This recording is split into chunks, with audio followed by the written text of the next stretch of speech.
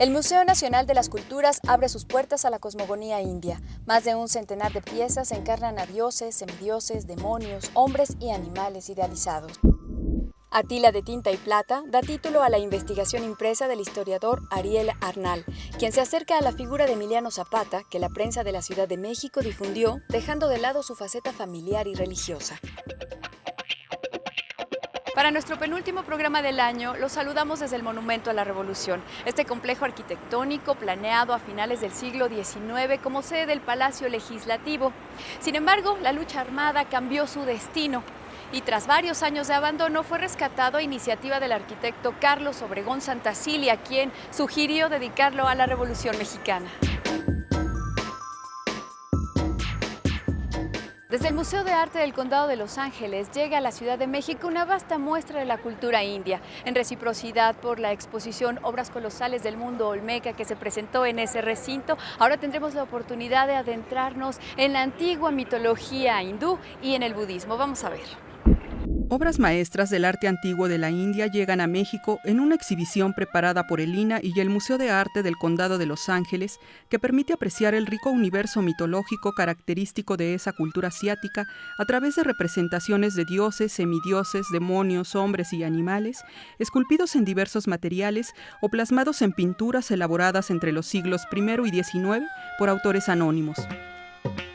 La exposición está enmarcada en este deseo del Instituto Nacional de Antropología de mostrar las distintas culturas, las distintas civilizaciones del mundo, ¿verdad? Acercar a México, a los visitantes, al público, pues estas culturas de las que poco sabemos.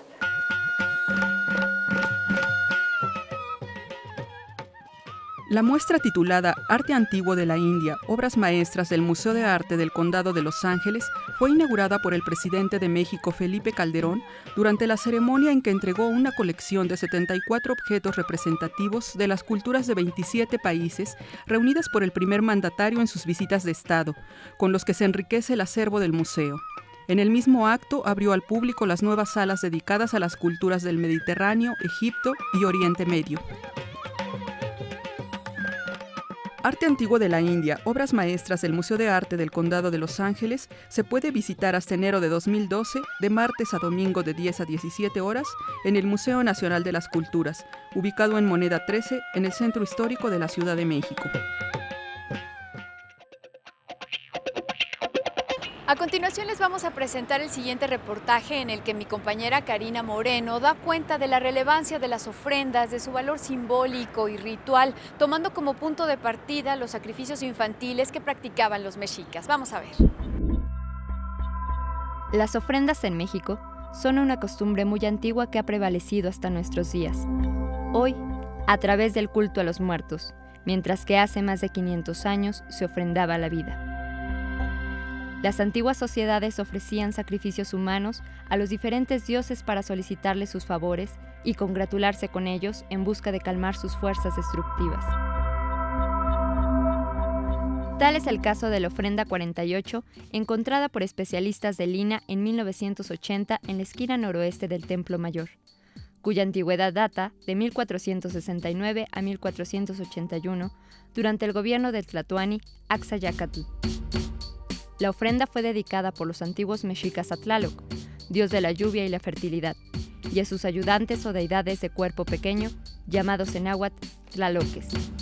Estuvo integrado por los restos de 42 individuos infantiles, la mayoría de ellos de sexo masculino, y acompañado con diversos materiales culturales, entre los que se encontraron 11 jarras con la efigie del dios Tlaloc.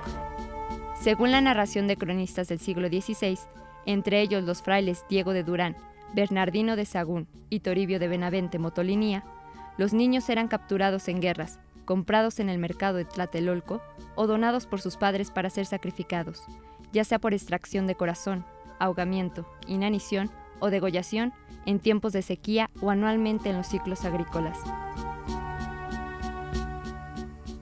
se pensaba que ellos eran los más indicados para llevar un mensaje a los dioses, una petición, un agradecimiento para algo que era fundamental para la sociedad mexica, como era el agua.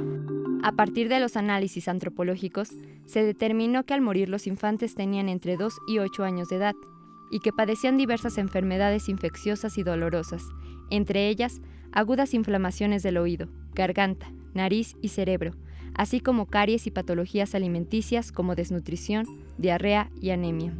Este tipo de enfermedades eran causadas por los dioses Tlaloque, dioses a los cuales estaban ofrendados estos niños.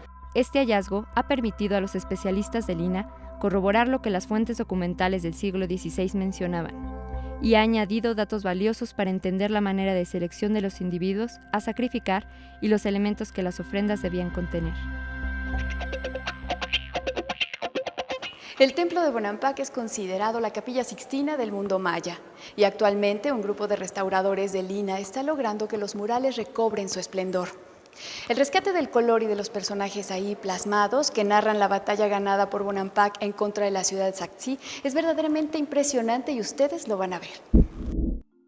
Hace más de 1200 años, pintores mayas guiados por un maestro representaron en Bonampak una batalla ganada por esta en alianza con Yaxchilán.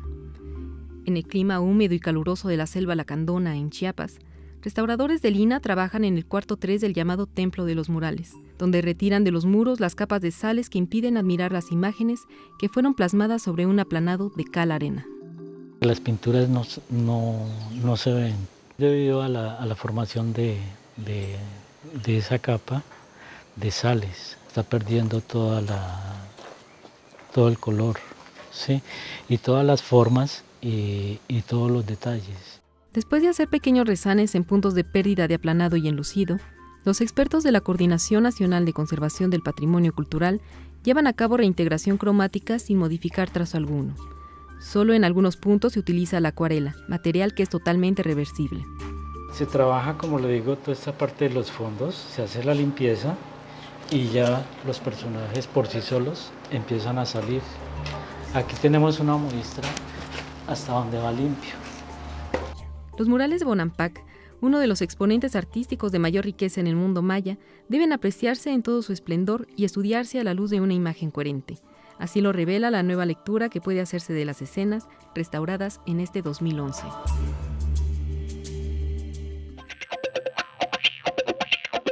Con el propósito de ofrecer una visión más completa y más humana del caudillo del sur, Emiliano Zapata, el historiador Ariel Arnal presenta su más reciente libro, Atila de tinta y plata. En él incluye 2 visiones, la de la prensa de la Ciudad de México y la emanada del propio zapatismo. La imagen del revolucionario Emiliano Zapata hoy dista mucho de la manera en cómo fue visto a través de la prensa de la Ciudad de México durante sus años de lucha. Este es el tema de un libro publicado recientemente por el INAH, autoría del historiador Ariel Arnal. Los zapatistas van a ser indios en la prensa, antes que nada, con todo lo que significa, bárbaros, sanguinarios en este caso. De ahí el mote de Atila, Atila del Sur. Recordemos que Atila, la leyenda de Atila es, por donde pasa su caballo no vuelve a crecer nunca más la hierba. Atila de tinta y plata es una versión corregida y aumentada de la investigación que Ariel Arnal presentó como tesis de maestría. Un estudio que tuvo como principales fuentes las revistas ilustradas capitalinas como Revista de Revistas y La Ilustración Semanal, y los fondos Casasola y Jorge Guerra de la Fototeca Nacional, entre otros.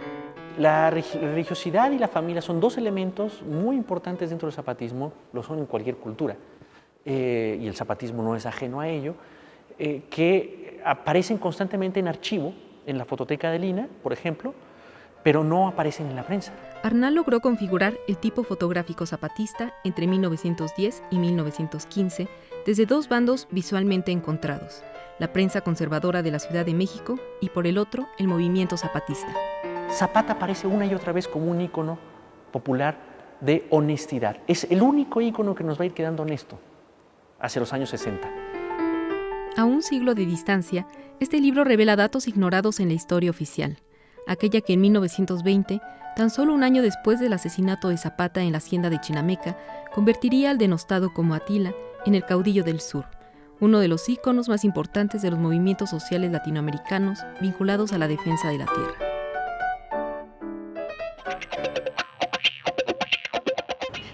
el tema de los sacrificios infantiles entre los mexicas. Ahora les vamos a hablar específicamente de la ofrenda 111 y de las máscaras cráneo-infantiles encontradas en el Templo Mayor. Cuando la mirada de los dioses se posaba sobre ellos y los señalaba como los elegidos, retumbaban los tambores y el sonido de los caracoles era liberado hacia los cielos, indicando el inicio del ritual, en el que los mexicas ofrecían un regalo tan querido que sus dioses no podrían negarse a prestarle sus favores. Ese presente tan puro y preciado era la sangre de niños sacrificados, tal como lo demuestra la ofrenda 111 encontrada por especialistas de Lina en 2005. Corresponde a un entierro completo de un infante que muestra evidencia de sacrificio de extracción de corazón. Mientras estaban cubriendo la etapa anterior, pusieron el cadáver ataviado, lo cubrieron enseguida con arcilla y procedieron a construir la siguiente etapa.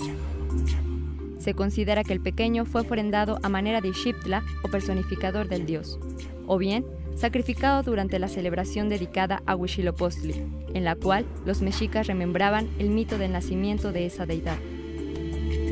Estaba vestido como el dios, presentaba un pectoral circular de madera, presentaba jorcas de cascabeles y caracoles en los tobillos, presentaba restos de las alas de un gavilán y cerca de su codo tenía restos de lo que podría haber sido una rodela y una bolsa ceremonial que tenía silbatos de cerámica, copal y una navajilla prismática.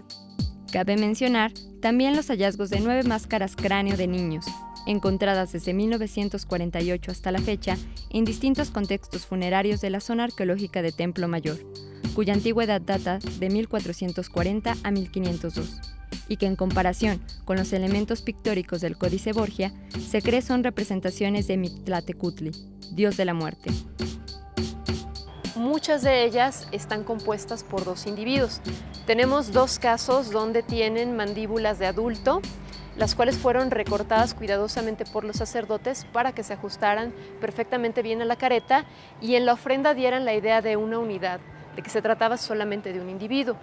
Y en otro caso tenemos una máscara compuesta por los restos de 2 niños que pudimos determinar que eran individuos diferentes por las diferencias en el brote dental. Aunque aún faltan más investigaciones científicas para precisar su función y simbolismo, se cree que dichas máscaras fueron utilizadas por sacerdotes mexicas para ser depositadas en diversas ofrendas, como atavío de individuos sacrificados o posiblemente como ornamentos suspendidos y exhibidos en algunos templos. Las ofrendas 48 y 111, así como las 9 máscaras cráneo de infantes encontradas hasta ahora, han permitido a los especialistas de Lina ampliar el conocimiento que se tiene sobre la vida ritual y religiosa de los mexicas y precisar la cronología de su antigua ciudad.